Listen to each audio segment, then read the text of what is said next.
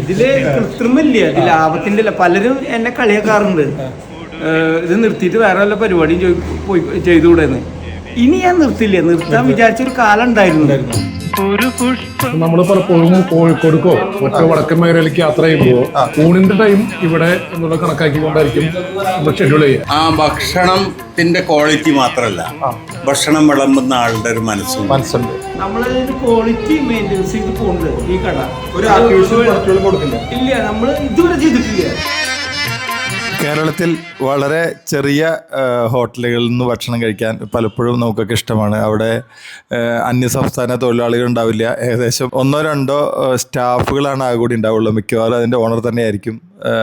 ഇവർക്ക് ഈ സ്ഥാപനത്തിനോടുള്ള ഇഷ്ടം, ഇവരുടെ കസ്റ്റമേഴ്സിനോട് ഇഷ്ടം തന്നെയാണ് നമ്മൾ വീണ്ടും വീണ്ടും അങ്ങോട്ട് പോകാൻ ആകർഷിക്കുന്നത്. നമ്മുടെ വീട്ടിൽ നിന്ന് കിട്ടുന്ന അതേ രുചികളിലുള്ള ഭക്ഷണം കിട്ടുന്ന ഒരുപാട് സ്ഥാപനങ്ങൾ കേരളത്തിൽ അങ്ങോളം ഇങ്ങോളമുണ്ട്. മിക്കവാറും വലിയ ഗ്രോത്ത് ഒന്നും സാമ്പത്തികമായി കാണിക്കാത്ത വലിയ ഫർണിച്ചറുകളോ അല്ലെങ്കിൽ ഇന്റീരിയർ സെറ്റപ്പ് ഒന്നും ഉണ്ടായിരിക്കില്ല. മിക്കവാറും സ്ഥാപനം ഇവരുടെ സ്വന്തം സ്ഥാപനം തന്നെയായിരിക്കും. അങ്ങനെ ഒരു സ്വന്തം കെട്ടിടം, ഒരു സ്വന്തമായിട്ടുള്ള ഒരു 88 വർഷം പാരമ്പര്യമുള്ള, അതായത് 1937 തുടങ്ങിയ ഒരു സ്ഥാപനത്തെ കുറിച്ചാണ് ഇന്ന് പരിചയപ്പെടുത്തുന്നത്. കുന്നംകുളത്തിനടുത്ത് ഗേൾസ് ഹൈസ്കൂളിന്റെ അവിടെ നിന്ന് 500 റോഡിൽ തെക്കേങ്ങാടി എന്ന് പറയുന്ന ഒരു സ്ഥലത്ത്, അവിടെയായിരുന്നു പഴയ നമ്മുടെ കുന്നംകുളത്തെ കോടതി അവിടെയായിരുന്നു. ആ കോടതിപ്പടിയിലാണ് ഈ ഒരു സ്ഥാപനം. 1937 വേലുവേട്ടനാണ് തുടങ്ങിയത്. അദ്ദേഹത്തിന്റെ മകൻ വാസുവേട്ടന്റെ ഭാര്യ സുമതിയിലൂടെ, കൂടാതെ 4ാമത്തെ തലമുറ എന്ന് പറഞ്ഞാൽ നമ്മുടെ വിനയേട്ടനാണ് ഇപ്പോഴത്തെ സാരഥി.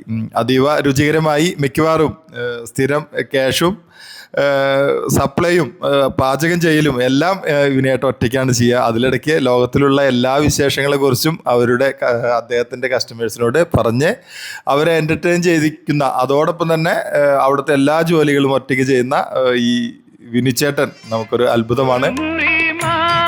ഇദ്ദേഹത്തിന്റെ ഏറ്റവും വലിയ പ്രത്യേകത, ഇംഗ്ലീഷ് പേപ്പറൊക്കെ വായിക്കുന്ന, ബോംബെയിൽ കുറച്ചു കാലം ജീവിച്ച, നാടിനെ വളരെയധികം ഇഷ്ടപ്പെടുന്ന, പ്രത്യേകിച്ച് ഒരു കോൺഗ്രസ്സുകാരനാണ്. എന്നാൽ എല്ലാ പാർട്ടിയിലുള്ള ആളുകളും അവിടെ ഇരുന്ന് ചർച്ചകളും സമ്മേളനങ്ങളും ഒക്കെ, എന്ന് വെച്ചാൽ കുഞ്ഞു കുഞ്ഞു സമ്മേളനങ്ങളൊക്കെ അവിടെ നടത്താറുണ്ട്. എല്ലാവരോടും സ്നേഹം മാത്രം.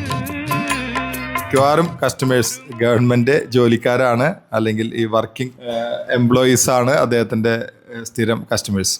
നമ്മളവിടെ ഭക്ഷണം കഴിക്കാൻ പോയി കഴിഞ്ഞാൽ വിനിച്ചേട്ടൻ്റെ ഇലയിടുന്നതിലൂടെ തുടങ്ങും. അവിടുന്ന് നമ്മൾ വിചാരിക്കുന്നതിൻ്റെ അപ്പുറത്തുള്ള ഒരുപാട് ഭക്ഷണ സാധനങ്ങൾ വിനയേട്ടൻ ഇങ്ങനെ വിളമ്പിക്കൊണ്ടേയിരിക്കും. ചൂടോടെ നമ്മുടെ മാന്തൾ വറുത്തതും അതുപോലെ അയിലയും അല്ലെങ്കിൽ മത്തിയും ഒക്കെ വറുത്ത് ഫ്രഷായി നമുക്ക് അവിടെ നിന്ന് കിട്ടും. വിനിച്ചേട്ടൻ്റെ ഭക്ഷണം എന്ന് പറഞ്ഞാൽ വിനിച്ചേട്ടൻ്റെ സ്നേഹം കൂടി ചേർന്നതാണ്.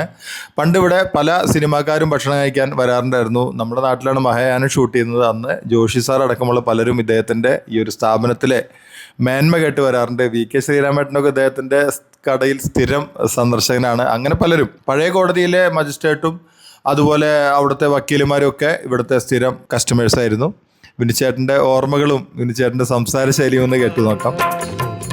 വിനയേട്ടന്റെ അഭിപ്രായത്തില് നമ്മുടെ ഈ ഹരീഷ് ഹോട്ടലിന്റെ ഏറ്റവും വലിയ പ്രത്യേകതയായിട്ട് കാണുന്നത് എന്താണ്? ഞങ്ങൾക്ക് കുറെ പറയാനുണ്ട്. വിനയേട്ടന്റെ അഭിപ്രായത്തിൽ എന്താ?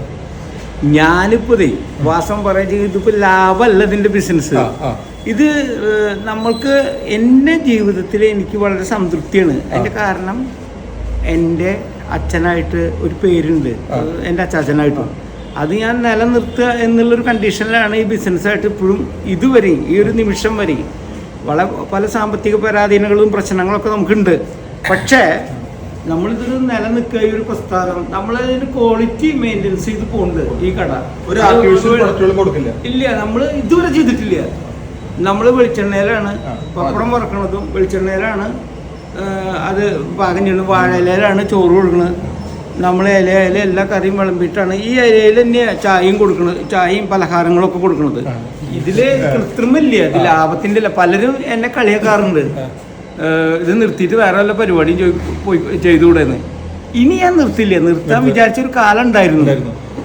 ഇനി നിർത്തില്ല. ഇനി നിർത്തിച്ച് എനിക്ക് വയ്യാണ്ടാകുമ്പോ ഈ വിനയേട്ടന്റെ അവിടെ ഭക്ഷണം കഴിക്കാൻ വന്നു കഴിഞ്ഞാല് വയറും മനസ്സും നിറയും. വിനയേട്ടൻ സംസാരിച്ചിട്ട് ഒരുപാട് വിശേഷങ്ങൾ നമ്മളോട് പറയും. നമ്മളെ ഒരിക്കലും ബോറടിപ്പിക്കാതെ അത് കേട്ടുകൊണ്ട് നമുക്ക് ഭക്ഷണം കഴിക്കാം. പിന്നെ വിനയേട്ടന്റെ ഒരു പ്രത്യേകത എന്താ വെച്ചാല്, ഞാനും എന്റെ ഭാര്യയും കൂടി ഇവിടെ ഭക്ഷണം കഴിക്കാൻ വന്നിട്ടുണ്ടായിരുന്നു. അന്ന് എന്റെ ഭാര്യ ഇല മടക്കിയത് എന്താന്ന് വെച്ച് കഴിഞ്ഞാല്, ഇനി ഇല തുറന്നു വെച്ചാൽ എന്തെങ്കിലും പ്രൊഡക്റ്റുകൾ ഇട്ടുകൊണ്ടിരിക്കും, എന്തെങ്കിലും നല്ല നല്ല പുതിയ കറികൾ ഇങ്ങനെ ഇട്ടിരിക്കും, ചോറിടും, മീൻ വറുത്തതിട്ട് തരും. അത്രയും സ്നേഹത്തിലാണ് കൊടുക്കുന്നത്. അപ്പൊ ഇത് ലാഭം നഷ്ടം നോക്കിയിട്ടല്ല, മനസ്സ് നിറയ്ക്കാണ്. അല്ല, ഇതില് ലാഭം നഷ്ടമില്ല. പിന്നെ ഒരു ഇതിപ്പോ ഒരു എന്താ പറയാ, സമാസമത്തിലത് പോണത്. പിന്നെ ഒരു മനസമാധാനം ഉണ്ട്. അതായത് വളരെ നല്ല മനസമാധാനത്തിലാണ് ഞാൻ ഉറങ്ങാറ്. സിനിമക്കാരെ കുറിച്ച് പറയുമ്പോൾ തന്നെ ഇവിടെ ഒരു സിനിമക്കാരൻ ഇരിക്കുന്നുണ്ടായിരുന്നു. അപ്പൊ എന്തായാലും ശൈലേഷ് ഭായ് ഇവിടെ ഉണ്ട്. എന്റെ വീട് തൃപ്പയാറാണ്. നമ്മൾ പലപ്പോഴും കോഴിക്കോടുക്കോ മറ്റോ വടക്കൻ മേഖലയിലേക്ക് യാത്ര ചെയ്യുമ്പോൾ ഊണിന്റെ ടൈം ഇവിടെ എന്നുള്ള കണക്കാക്കിക്കൊണ്ടായിരിക്കും നമ്മൾ ഷെഡ്യൂൾ ചെയ്യുക. ഇവിടുന്ന് കഴിക്കാനൊരു ഇഷ്ടമാണ്. ആ ഒരു താല്പര്യം കൊണ്ട് പുറപ്പെടുമ്പോൾ ടൈം അല്ലെങ്കിൽ തിരിച്ചു വരുമ്പോൾ ടൈം ആ കണക്കാക്കിക്കൊണ്ട് ഇവിടെ എത്താൻ പരമാവധി ശ്രമിക്കും. ഇവിടുത്തെ ചൂടുള്ള ഫിഷ് ഫ്രൈ ആണ് ഞങ്ങളൊക്കെ ആകർഷിക്കാറ്. താങ്കളെയോ? നമ്മളെ അതൊക്കെ തന്നെ എല്ലാം ഉണ്ട്. എന്നാൽ ഈ ഫിഷ് ഫ്രൈ, നിങ്ങൾ പറഞ്ഞ ഫിഷ് ഫ്രൈ അതാ വെളിച്ചെണ്ണയില് ചൂടോടെ ഇട്ട് തരും. അതെ, അതാണ് എന്റെ ഹൈലൈറ്റ്. ഞാൻ ഒരു സ്ക്രിപ്റ്റ് റൈറ്ററാണ്. ഒരുപാട് സിനിമകളുടെ അസിസ്റ്റന്റ് ഡയറക്ടർ ആയിട്ടാണ്. മഴത്തുള്ളിക്കിലുക്കം ഉൾപ്പെടെയുള്ള സിനിമകൾക്ക് എഴുതിയിട്ടുള്ള ആളാണ് ഞാൻ. പിന്നെ സീനൊന്നും നമ്മുടെ വീട് തുടങ്ങിയ പല സിനിമകള് പുതിയൊരു പ്ലാനിലാണ് ഞാൻ. പുതിയ വർക്കിന്റെ ഇൻഡിപെൻഡന്റ് ആയിട്ട് പടം ചെയ്യാനുള്ള പ്ലാനിലാണ്. സ്ക്രിപ്റ്റും ഡയറക്ഷൻ അതിന്റെ ഒരു വർക്കിലാണ്. ഈ യാത്ര തന്നെ അതിന് വേണ്ടിയുള്ള ഒരു യാത്രയാണ്. എന്തായാലും യാത്ര സഫലമാവട്ടെ. ഞങ്ങളുടെ കുന്നംകുളത്തുനിന്നാട്ടോ ഏറ്റവും കൂടുതൽ സിനിമ പാട്ടുകൾ ഇറങ്ങുന്നത് അല്ലേ? അതെ, തീർച്ചയായിട്ടും. മലയാള സിനിമയ്ക്ക് ഏറ്റവും കൂടുതൽ ഗാനങ്ങൾ നൽകുന്നത് കുന്നംകുളത്തുകാരാണ്. അത് ഭയങ്കര അഭിമാനമാണ്. ഞാൻ ഒരു അഭിഭാഷകനാണ്. അബ്ദുൾ സമദ് എന്നാണ് എൻ്റെ പേര്. ഒരു 30 വർഷമായി ചാവക്കാട് ബാർ അസോസിയേഷൻ പ്രസിഡൻ്റായിരുന്നു.